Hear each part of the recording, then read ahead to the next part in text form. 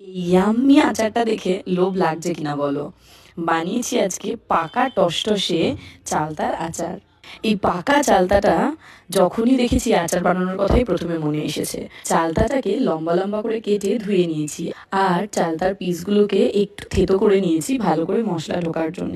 তারপর নুন হলুদ জল দিয়ে একটু সেদ্ধ করে নিয়েছি, এতে কষটাও বেরিয়ে যাবে। এইবার ভাজা মশলা তৈরি করার পালা। জিরে, ধনে, মৌরি আর বেশি করে শুকনো লঙ্কা খালি কড়াই নেড়ে এভাবে গুঁড়ো করে নিয়েছি। পুরো মিহি গুঁড়ো কিন্তু করিনি, এইরকম গুঁড়ো করলে আচারে বেশি ভালো লাগে। এবার তেলে শুকনো লঙ্কা ফোড়ন দিয়ে চালতাগুলো দিয়ে দিলাম। তারপর দিয়ে দিচ্ছি এখানে আখি গুড়। খুব ভালো করে জাল করে নিতে হবে, এটাই একটু সময় সাপেক্ষ ব্যাপার। প্রায় 15-20 মিনিট ধরে আমি জাল করেছি, আর রঙটা একটু ভালো আসার জন্য কাশ্মীরি লঙ্কার গুঁড়ো দিয়েছি। এমনিও জাল করতে করতে গুড়ের রঙটা চেঞ্জ হয়ে যায়। এইবার ভাজা মশলা দিয়ে খুব ভালো করে নাড়িয়ে যেতে হবে সমানে।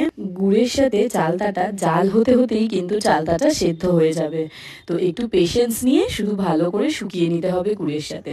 ব্যাস রেডি আমাদের ইয়াম্মি চালতার আচার। আর যদি অনেক পরিমাণে রেখে স্টোর করতে চাও ভিনিগার অ্যাড করো। বাই।